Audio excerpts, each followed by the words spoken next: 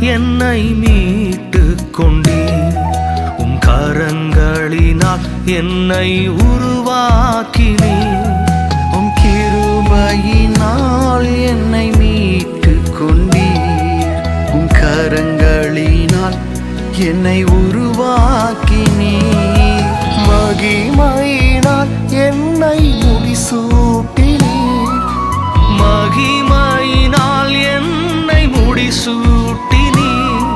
உம் ஆளுகை எனக்கு தந்தீர்.